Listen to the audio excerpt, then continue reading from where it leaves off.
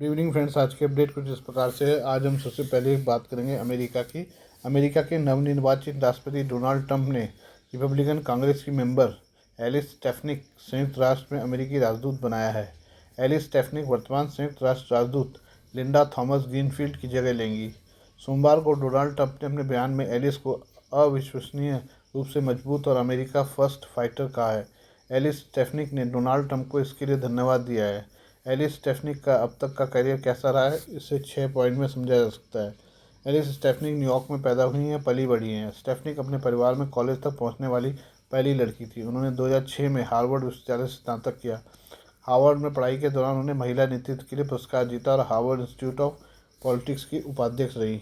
Alice ने एक साक्षात्कार में खुलासा किया था कि उन्होंने अमेरिका में 11 सितंबर के आतंकवादी हमलों के बाद पहली बार राजनीति में करियर बनाने के बारे में सोचा था। वह पूर्व ब्रिटिश पीएम मार्गरेट थैचर से प्रेरित है, जिनके नाम पर उन्होंने अमेरिकन मैगी ब्लॉग का नाम रखा।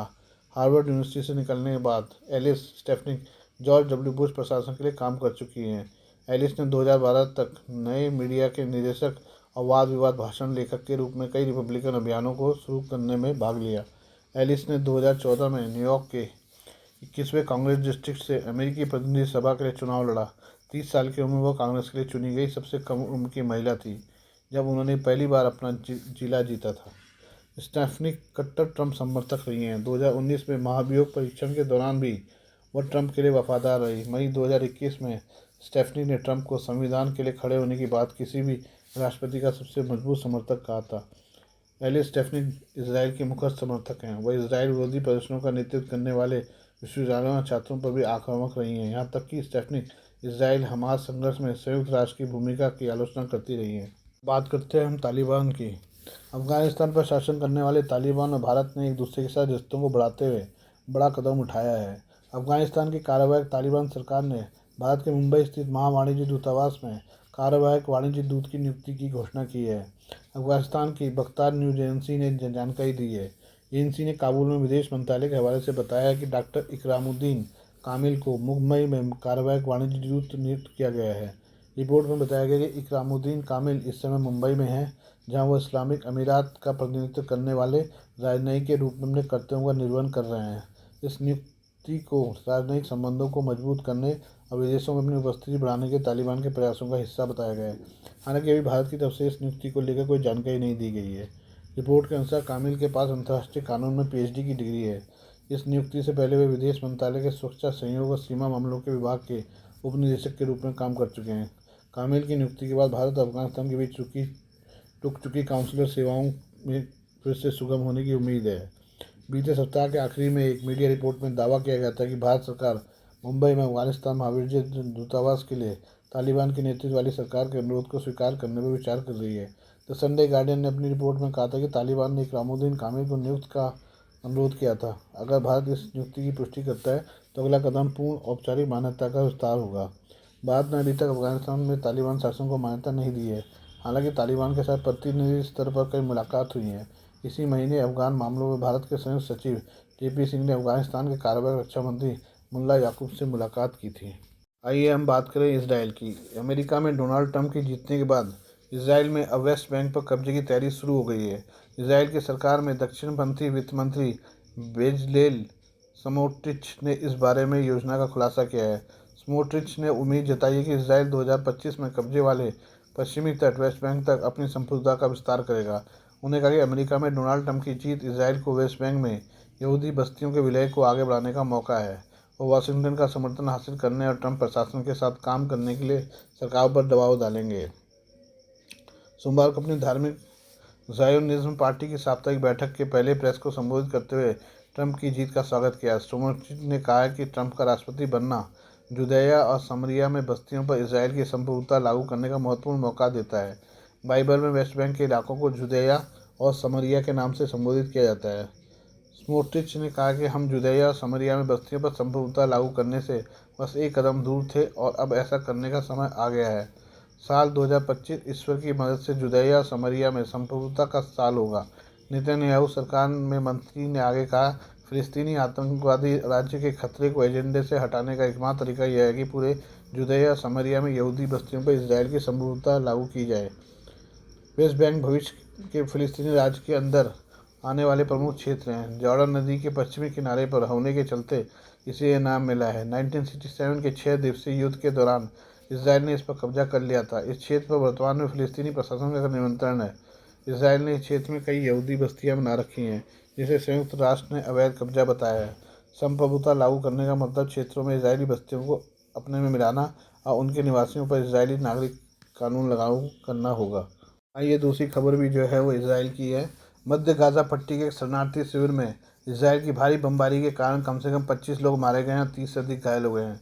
दक्षिणी गाजा पट्टी में विस्थापित लोगों के लिए लगाए गए एक तंबू पर हमले में भी 5 लोगों की मौत हो गई और कई घायल हुए हैं। फिलिस्तीनी अधिकारी समाचार एजेंसी WFAFA की रिपोर्ट के अनुसार सोमवार शाम को दक्षिणी गाजा पट्टी में खान यूनिस के पश्चिम में विस्थापित लोगों को आश्रय देने वाले एक तंबू को निशाना बनाकर इसराइली बमबारी के दौरान कम से कम 5 लोग मारे गए और कई अन्य घायल हो गए। इसके अलावा समाचार एजेंसी सिन्हुआ के अनुसार अल नुसैरत शरणार्थी शिविर में एक अन्य हमले में कम से कम 20 फिलिस्तीनी मारे गए और 30 से अधिक लोग घायल हो गए। अल अवदा अस्पताल ने इस हमले की पुष्टि की है और अस्पताल के अनुसार पानी की टंकियों पर हमला होने से कई हिस्सों में पानी की सप्लाई बाधित हो गई है। अस्पताल के प्रशासनिक भवन को भी ड्रोन हमले में नुकसान पहुंचा है। अस्पताल ने अंतर्राष्ट्रीय संगठनों से स्वास्थ्य सुविधाओं की सुरक्षा की अपील की है, क्योंकि गाजा पट्टी में फिलिस्तीनियों के खिलाफ हमले जारी हैं। इजरायली सेना ने इस मामले पर अब तक कोई टिप्पणी नहीं की है। 7 अक्टूबर 2023 को दक्षिण इसराइल में हमास के हमले के जवाब में इसराइल ने गाजा पट्टी में बड़े पैमाने पर अभियान शुरू किया था। इस हमले में लगभग 1200 लोग मारे गए थे और लगभग 250 लोगों को बंधक बना लिया गया था। गाजा में स्वास्थ्य अधिकारियों के अनुसार इसराइली हमले में अब तक मरने वालों की संख्या 43,603 हो गई है। आइए हम बात करें डोनाल्ड ट्रंप की आगामी प्रशासन में अहम नियुक्तियों के बारे में। डोनाल्ड ट्रंप ने अपने आगामी प्रशासन के लिए एक अहम नियुक्ति की है, जो भारत के लिहाज से बेहद अहम साबित हो सकती है। दरअसल ट्रंप ने अमेरिकी संसद में इंडिया कॉकस के प्रमुख माइक वॉल्ज को अपना नया राष्ट्रीय सुरक्षा सलाहकार बनाने का फैसला किया है। ट्रंप ने सोमवार को ऐलान किया कि फ्लोरिडा में से सांसद और अमेरिकी संसद में इंडिया कॉकस के प्रमुख माइक वॉल्ज उनके राष्ट्रीय सुरक्षा सलाहकार होंगे। 50 वर्षीय माइक वॉल्ज एक सेवानिवृत्त सैन्य अधिकारी हैं। माइक वॉल्ज अमेरिकी सेना के विशेष बल ग्रीन बैरे में काम कर चुके हैं। माइक वॉल्ज साल 2019 में अमेरिकी संसद के निचले सदन प्रतिनिधि सभा के लिए चुने गए थे। माइक वॉल्ज को राष्ट्रपति बाइडेन की विदेश नीति का कट्टर आलोचक माना जाता है। Mike Waltz House Armed Services Committee, House Foreign Affairs Committee और हाउस इंटेलिजेंस कमेटी में भी बतौर सदस्य काम कर चुके हैं। वॉल्ज यूरोपीय देशों और अमेरिका से यूक्रेन का और मजबूती से समर्थन करने के समर्थक रहे हैं, लेकिन साल 2021 में अफगानिस्तान से जिस तरह से अमेरिकी सेना की वापसी हुई, उसकी वॉल्ज ने तीखी आलोचना की थी। वॉल्ज ने डोनाल्ड ट्रंप की उस नीति का समर्थन किया जिसमें ट्रंप ने नाटो देशों से अपनी सुरक्षा पर ज़्यादा खर्च करने को कहा था। रिपब्लिकन पार्टी ने चीन को लेकर जो टास्क फोर्स बनाई हुई है, उसमें भी माइक वॉल्ज शामिल है। माइक वॉल्ज अमेरिकी संसद में इंडिया कॉकस के सह अध्यक्ष हैं। ये अमेरिकी संसद में किसी देश पर केंद्रित सबसे बड़ा समूह है। इंडिया कॉकस एक द्विदलीय समूह है। इसमें वर्तमान में सीनेट के 40 सदस्य शामिल हैं। वॉल्ज का भारत के प्रति रुख नरम रहा है। ऐसे में अमेरिका की हिंद प्रशांत महासागर को लेकर बनने वाली रणनीति में भारत की भूमिका अहम हो सकती है। वॉल्ज भारत के साथ संबंधों को मजबूत करने और चीन का मुकाबला करने के मामले में मजबूत रणनीति बनाने के समर्थक रहे हैं। वह अनुभवी विदेश नीति विशेषज्ञ हैं। उन्हें अमेरिका भारत गठबंधन का प्रबल समर्थक माना जाता है। उन्होंने भारत के साथ संबंधों को और मजबूत करने की वकालत की है। उनका कहना है कि अमेरिका और भारत को रक्षा व सुरक्षा सहयोगों के मामले में आगे बढ़ना चाहिए।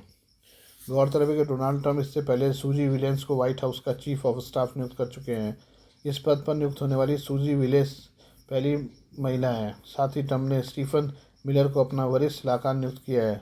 अब ट्रंप ने माइक वॉल्ज को अपना राष्ट्रीय सुरक्षा सलाहकार बनाने का ऐलान किया है। डोनाल्ड ट्रंप की सरकार में विदेश मंत्रालय की कमान फ्लोरिडा के सेनेटर मार्को रूबियो को मिल सकती है। अमेरिकी मीडिया के अनुसार मार्को रूबियो का नाम अभी आधिकारिक तौर पर तय नहीं हुआ है, लेकिन ऐसा माना जा रहा है कि ट्रंप उसके नाम पर सहमत हैं। मार्को रूबियो क्यूबा मूल के अमेरिकी नागरिक हैं और वे साल 2016 में ट्रंप के साथ रिपब्लिकन पार्टी की तरफ से राष्ट्रपति पद के दावेदारों में शामिल थे। साल 2024 में ट्रंप के उपराष्ट्रपति पद के संभावित उम्मीदवारों में भी मार्को रूबियो का नाम शामिल था। Please do like, share and subscribe this channel of my news, views and analysis by Prakash.